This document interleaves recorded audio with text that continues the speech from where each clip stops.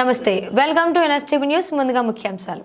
నిజామాబాద్ జిల్లా నవీపేట మండల్ ప్రజాపాలన కార్యక్రమంలో భాగంగా మంగళవారం నవీపేట మండలం Abhangapatnam, Abbapur B, Abbapuryam, Gandhinagar, Ashajyothi colony, Anantagiri, Binola Hanuman farm, Lingapur, Fatehnagar గ్రామాలలో అధికారులు గ్రామ సభలు నిర్వహించారు.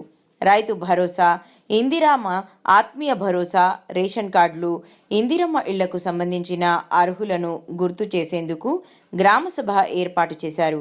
అనంతగిరి గ్రామసభకు అదనపు కలెక్టర్ అంకిత్ హాజరయ్యారు.